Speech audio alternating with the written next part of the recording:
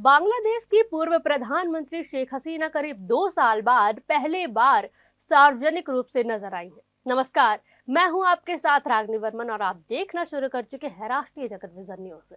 भारत आने के बाद पहली बार उन्होंने दिल्ली से आयोजित एक वर्चुअल कार्यक्रम को संबोधित किया। यह संबोधन इसलिए भी खास माना जा रहा है क्योंकि 5 अगस्त वही तारीख है जब साल 2024 में छात्र आंदोलन के बाद उन्हें सत्ता छोड़कर बांग्लादेश से भारत आना पड़ा था।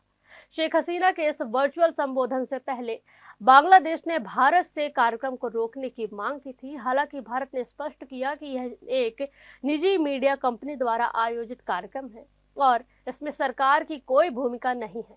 कार्यक्रम में अवामी लीग के कई वरिष्ठ नेता भी शामिल हुए। शेख हसीना के बेटे साजिद वाजिद जॉय ने अपने संबोधन में बांग्लादेश की मौजूदा स्थिति पर गंभीर आरोप लगाए। उन्होंने दावा किया कि बड़ी संख्या में लोगों को बिना मुकदमे के जेल में रखा गया है, राजनीतिक हिंसा बढ़ी है और कानून के निष्पक्ष पालन पर सवाल खड़े किए।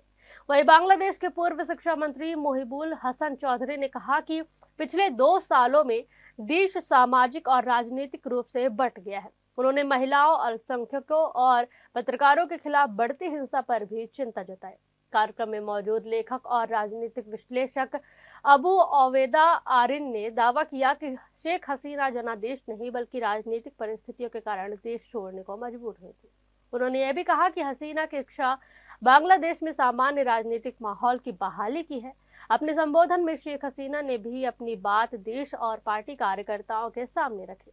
उनके भाषण को बांग्लादेश की राजनीति में उनकी संभावित सक्रिय वापसी के संकेत के रूप में देखा जा रहा है। फिलहाल शेख हसीना के संबोधन पर बांग्लादेश की राजनीति, प्रतिक्रिया और इसके आगे के असर पर सभी की नजरें बनी हुई हैं।